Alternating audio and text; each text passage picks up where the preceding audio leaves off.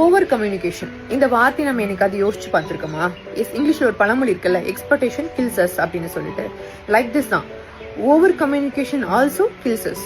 ஒரு ஆராய்ச்சி ஒன்று நடத்துறாங்க. அதுல இந்த ரிலேஷன்ஷிப் ஒரு மேன் அவரோட சைட்ல இருக்கக்கூடிய விஷயத்த ப்ரூஃப் பண்றதுக்காக they taking a tool of over communication அப்படின்ற டூலை எடுக்கிறாங்க. ஸோ அப்படி எடுக்கும் போது பெண்கள் தன்னோட சைக்கலாஜிக்கலா என்ன ஒரு விஷயம் பண்றோம் அப்படின்னா, எனக்கு ஆப்போசிட்ல இருக்க ஒரு நபர், தன்னோட ரிலேஷன்ஷிப்ல இருக்க ஒரு நபர், அவங்க மேல தப்பே இல்லை அப்படின்னா எதுக்காக இவ்வளோ விஷயம், இவ்வளோ எக்ஸ்பிளனேஷன், இவ்வளோ ஓவர் கம்யூனிகேஷன் தேவைப்படுது அப்படி தானே யோசிக்கிறோமே தவிர, he is genuine, he is perfect, he is good.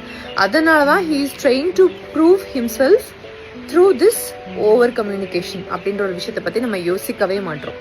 So அதனால இந்த ரிலேஷன்ஷிப், இந்த 2K கிட்ஸ், இந்த ஒரு எப்படி சொல்றது, ஒரு மெஷின் வேர்ல்டுல இன்னைக்கு நிறைய ரிலேஷன்ஷிப் பிரேக் ஆகிறதுக்கு எக்கச்சக்கமான காரணம் இருக்கு. பட் இதுக்கப்புறம் ரிலேஷன்ஷிப் பிரேக் ஆகிறதுக்கு ஒன் ஆஃப் த மெயின் ரீசனை நீங்க எதை சொல்லலாம் அப்படின்னா, இந்த ஓவர் கம்யூனிகேஷன் அப்படின்ற ஒரு அதிர்ச்சியான ஒரு தகவலை வெளியிட்டு இருக்காங்க. ஸோ இது பார்க்கும்போது கண்டிப்பா உங்ககிட்ட சொல்லணும்னு தோணுச்சு, அதனால சொல்லியிருக்கேன். புரிஞ்சுக்கோங்க, கண்டிப்பா எல்லாம் சரியாயிடும்.